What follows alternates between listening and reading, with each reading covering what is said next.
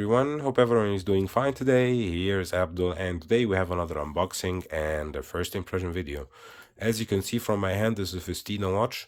I've been trying a couple of new affordable brands from this program from Amazon.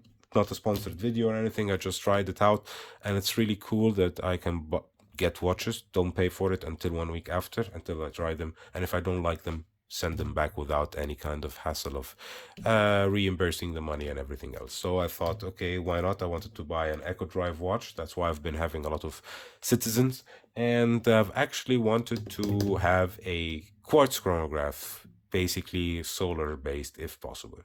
So that's why I had the Citizen, I had Edifice, I wanted to have an Orient and this Festina. The Orient, the box came empty, but we'll discuss this in another video when I compare the other three together. Anyways, going back to today's video, I opened this one because when the package came, I was making a video about the Orient because I like the Orient, and I opened the Orient and basically it was empty. So I thought, okay, I just opened the same because this came in the same box as the Orient, and it was there. So I was like, okay, no problem. I won't even take it out. I will just leave it until the unboxing video. Actually looks quite nice. Let's take this out. This is this quartz holder that they put, and let's take the crystal protector. Oh, nice strap, really nice strap, feels quite good. So this is the Festina Chrono F2037713. It's a quartz chronograph. So you have a normal quartz inside the Japanese movement. By the way, I was wearing this jelly oak. Now I took it off so I can look at this one.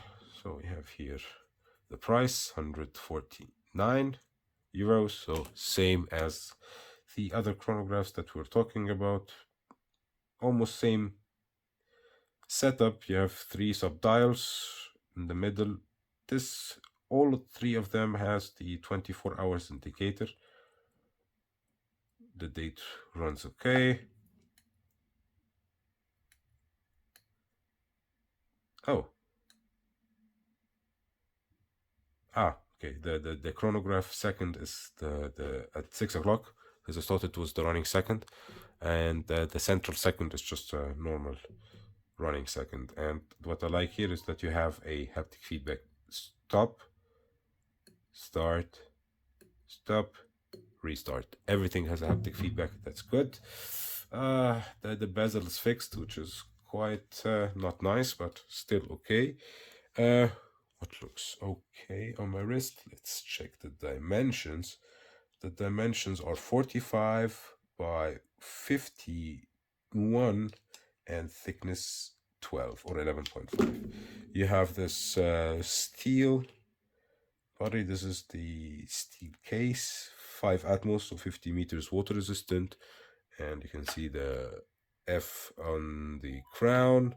You can see the blue-black color combination. You have 3 sub-dials, 24 hours indicator, 60 seconds, and let me move this hand.